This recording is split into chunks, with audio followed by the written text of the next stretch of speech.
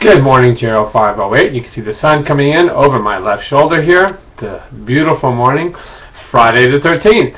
Okay, so I just want to tell you guys that you guys are all-stars. I've taught this 508 online many semesters, and I have to say that nobody even comes close to what you guys done. Nobody comes close to not only the amount of posting, but the knowledge that each of you are bringing in. It's really amazing. And you know, believe me, I can't know everything, and I am getting educated so much by everything that you guys are bringing to the table. So kudos. It's really a lot of fun.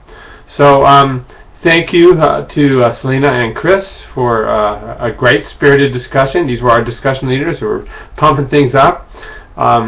You know, about really, there was a real good focus on alternative therapies for Parkinson's dementia, and I think we're all on board. What we're going to see, I always tell my undergraduate students this, and I'll tell you guys the same thing, is the 20th century was this revolution of drug discovery.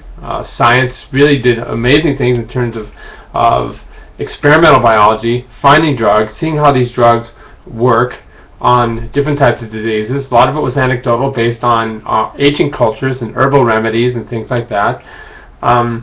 But modern science took the ball and ran with it, and now we treat everything with drugs, you know. And so in 300-400 years, there are going to be history books about the 20th century, maybe even the 21st century, and our absolute complete fascination with drugs to manage our lives, instead of things that we actually have total control over, which are things like diet, exercise, engagement. You know, and engagement has lots and lots of different spokes, and you guys have really tapped into this. And you know, maybe we can change the world. Maybe we can get rid of our reliance on big drug companies and pharma and all this stuff. Okay, it's a battle, but I think we can do it.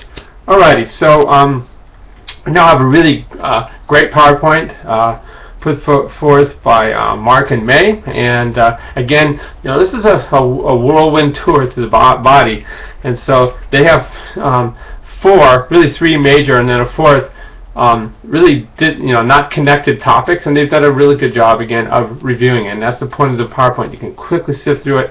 They go through the epidemiology, they go through some of the causes and what's out there in terms of treatment.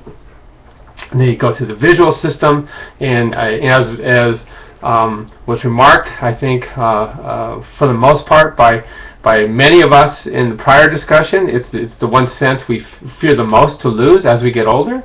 And when we look at basic aging, you're going to see changes in your visual system. Your lens doesn't accommodate. See these things, Costco specials. I have them all around the house. I was 20/20 my whole life until I was about 44 years of age, and all of a sudden, poosh! Suddenly my lens will no longer accommodate. It will no longer round up because of these super long-lived proteins called crystalline.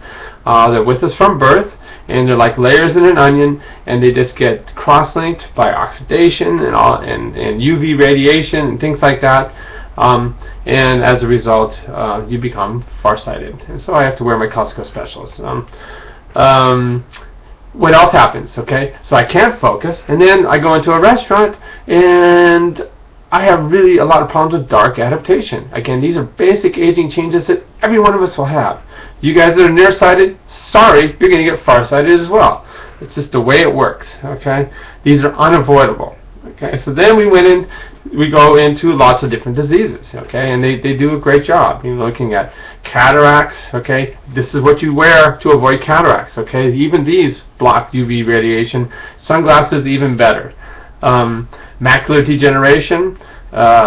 This is a disease that has a lot to do with oxidation problems. In fact, one of the frontline therapies for macular degeneration is to eat vegetables that are very high in antioxidants. You'll even see kale therapy for macular degeneration.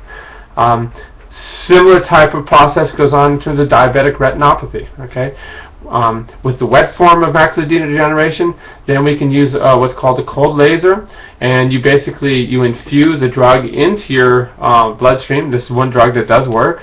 It's fairly innocuous, but it agitates when hit by light. Okay, and so when that drug is in the bad blood vessels, you hit it with the cold laser and it agitates, and it kind of cauterizes the bad blood vessels that permeate through the retina when you have macular degeneration and diabetic retinopathy.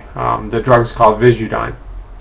Okay, and then we have the pressure buildup in the eye, and what we do for that is we'll take medication that basically allows us to pee out our fluids. Okay, these are called diuretics. Same drugs that are used for treating congestive heart failure, where the fluid's building up in your lungs. We can use it for our eyes. Okay, and this is a condition called glaucoma. Okay, and if that doesn't work, okay, then there's trabeculoplasty, where you can hit a laser and poosh, bore a hole into it. Okay.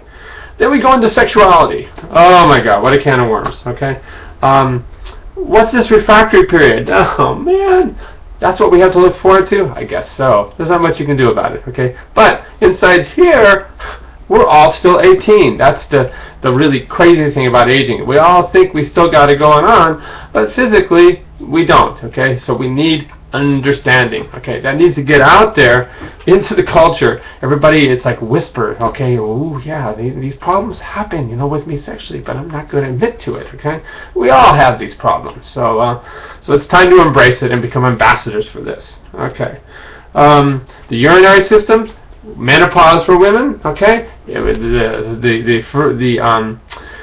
estrogen is fertilizer for your urinary tract, and so you get incontinent when you lose that fertilizer. And for men, it's our damn prostrates. Okay, and guess what? Every one of us, it gets bigger, and you can have problems.